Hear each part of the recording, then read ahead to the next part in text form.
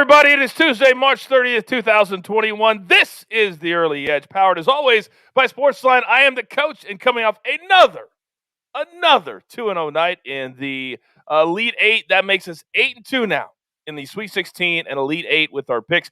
Absolutely killing it. Unfortunately, the Pacers decided to run into a Russell Westbrook buzzsaw.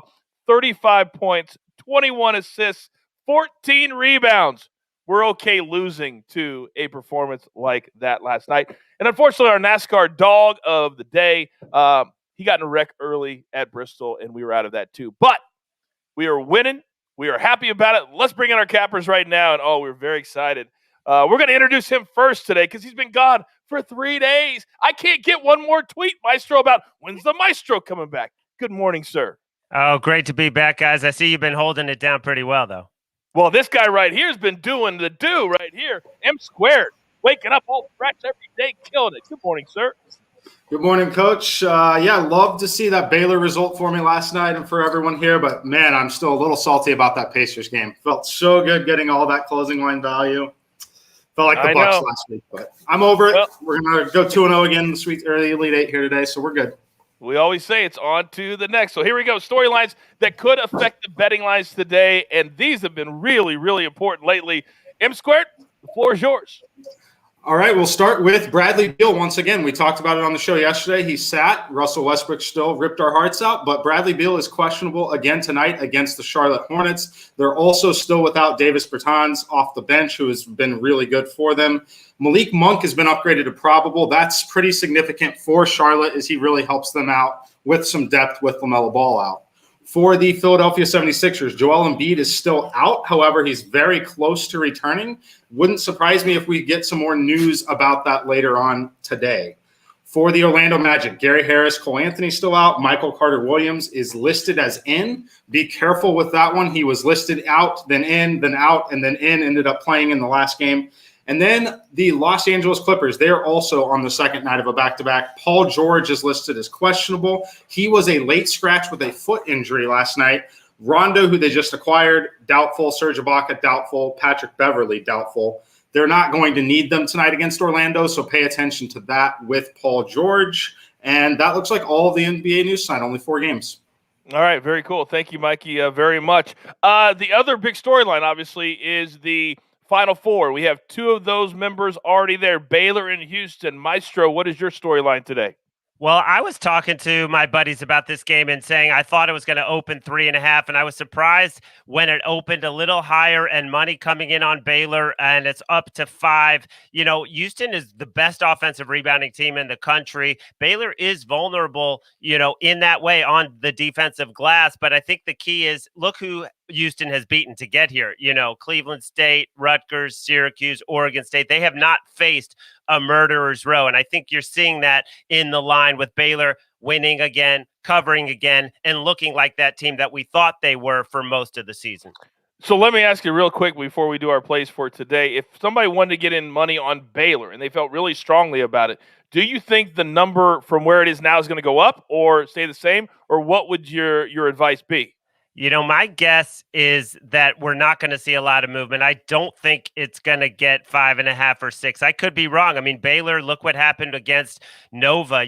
That was started in the 6 range, ended at 7.5. We've seen a lot of movement on Baylor, so it could go higher. I don't think, though. I mean, if I had to bet, I think it probably will close 5. Okay. Well, if that's the case, then you can hold off until we get to the weekend to play that. But we'll keep you up to date throughout the week right here on the Early Edge. All right, it is time for our plays today. And we tell you all the time, education, entertain. And we're not going to just give games to give games. Today, kind of a light day on picks, but we feel very strongly about them. So remember that because the one thing you never want to do at home as a sports bettor is just play just to play. You got to feel strongly about your play. Here we go. We've got 2 today from SportsLine. The first one of the Elite Eight games. And it's our Chiefs dog of the day. USC plus 8.5 against Gonzaga, 7:15 Eastern. This kind of goes against every metric that Gonzaga has this year. Winning all these games by double figures. Winning all the games so far in this tournament by double figures. But here's the problem. They're really good inside USC. They got those 2 brothers. And then USC coach Andy Enfield, all-time, 10-0 against the spread in the NCAA tournament. We're rolling with the Trojans. Our other play today, We're going to the NHL. Capitals -110 over the Rangers. Washington, in our simulations, wins this matchup over 60% of the time. They've won 14 of their past 16 games, and they are 17-3-1 over the past 21. Take the Capitals. You're only laying 10 cents. All right, it's time for our boards. M Squared, you know the drill. Give it to me. All right, Coach, let's look at Michigan and UCLA. I'm taking Michigan -6.5, and this one is kind of painful because these are the two teams that I really rode the entire tournament, starting with the playing game.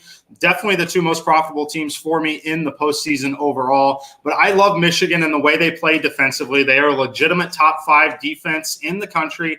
They're playing just fine without Isaiah Livers. Now they get a spot that they're going to be very comfortable in, and that's going to be a slower half-court game. UCLA is definitely going to want to play a half-court game just like Michigan is here. I give the edge in terms of offensive and defensive rebounding to Michigan, as they have Hunter Dickinson down there. I like Franz Wagner as well. I think he's very, very underrated for this Michigan team.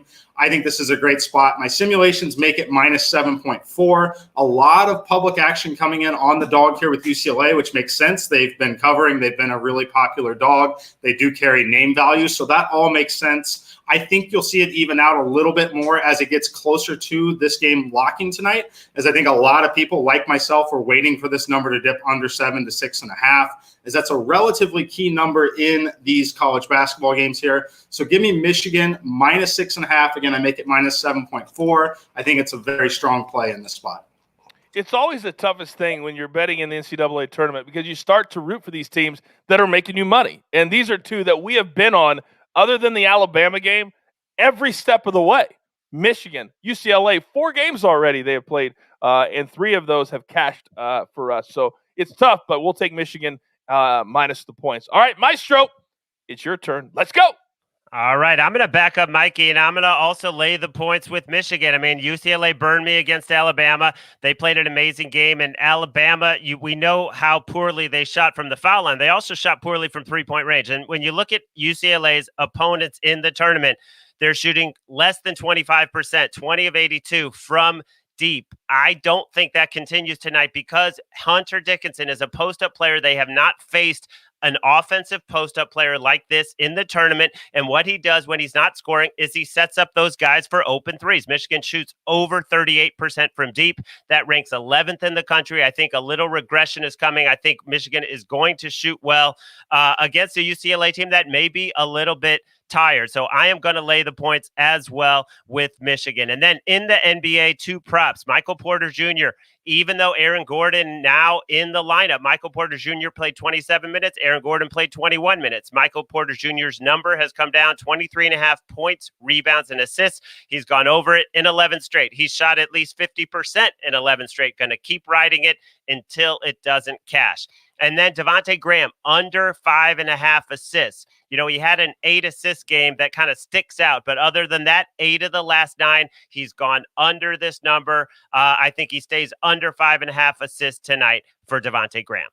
I'm really glad you gave out that points, rebounds, and assists for Michael Porter Jr., because I get a lot of tweets from people that say their books that they use don't have just the points, rebounds play, but it's almost always points or points, rebounds, and assists. And one of the books I use, it's the same way. They really have the points and rebounds together. All right, we were up against it. Grab your paper, grab your pencil. Jeweler, thank you very much. Here is our recap today. M Squared and the Maestro are both on Michigan -6.5. Now, Mikey says you may want to wait a little bit for it to dip back down, maybe to 6 or maybe even to 5.5. This will not go up, so you can wait till closer to tip time. The Maestro, a couple of player props for you. Devontae Graham under 5.5 assists. That's in the Hornets-Wizards game, tipping off at 7 Eastern. You're laying 105. And then Michael Porter Jr., he has really started to be more and more aggressive for the Nuggets, over 23.5 points, assists, and rebounds. They tip at 9 Eastern, the Nuggets against the Sixers. And then our SportsLine plays of the day, the other Elite Eight game, USC +8.5. Remember, their head coach, Andy Enfield, 10-0 all-time against the spread in the NCAA tournament. And then on the ice, the Capitals, -110, 17-3-1 in their last 21 games on the ice. You got your marching orders. Oh, by the way, USC, Chiefs dog of the day. We're taking all these tickets today straight to the pay window. For M Squared, for Chief, For the maestro, great to have him back. And the jeweler who puts this all together. I'm the coach. Remember, every single day before 11 a.m., we do it in 10 minutes or less. Daily Early Edge. Good luck.